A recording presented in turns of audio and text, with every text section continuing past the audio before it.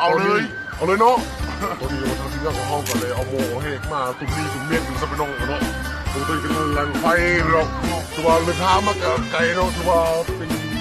200 กิโลเนาะ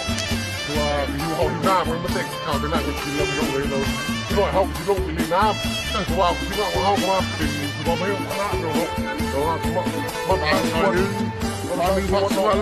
ส่วนที่ใหญ่เลยเนาะตัวเรื่องของเขาองค์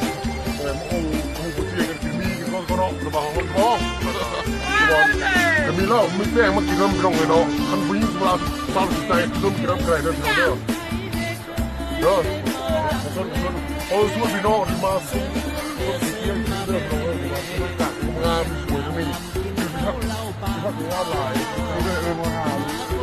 ตอนนี้ฮะผมทำ200นะนี่ก็พิเศษตอนนี้ฮะมาแล้วฮอตแล้วแกงลิตย่องเลยครับเราเดินทางมาในการที่จะคูณหาแกงลิตนี่ก็ใช้เวลา30 กว่านาทีย่องกว่าสิฮอตเนาะทีนี้ก็กำลังต้มมีเนาะ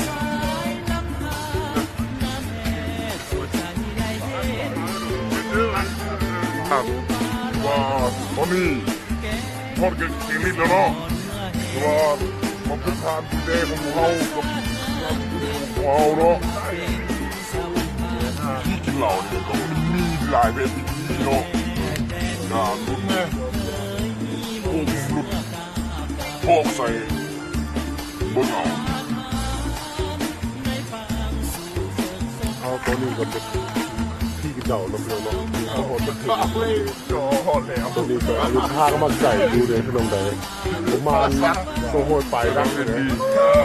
ไปกิโลไปเลยทางมาเมื่อหลายดูเอามาแต่7 โมงเช้าเนาะก็มาถึง2 โมงฮอดอย่างนี้ที่ว่าสุดหัวชิวทัศน์สวยงามหลายพี่น้องตอนกลางปี1 ชั่วโมงเนาะซุ่มที่เขาบนลื่นสาพี่น้องงามหลายเนาะจังหวัดที่พาไปเบิ่งทิวทัศน์ของเพิ่นเนาะว่าเป็นจังไดพี่น้องเนาะ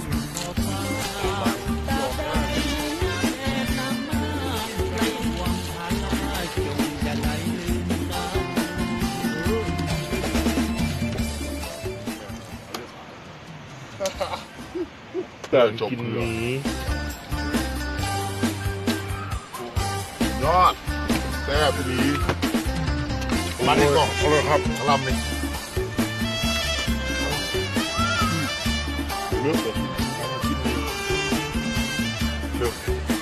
เอาตัวไปกับเจ้าเล่าเนาะ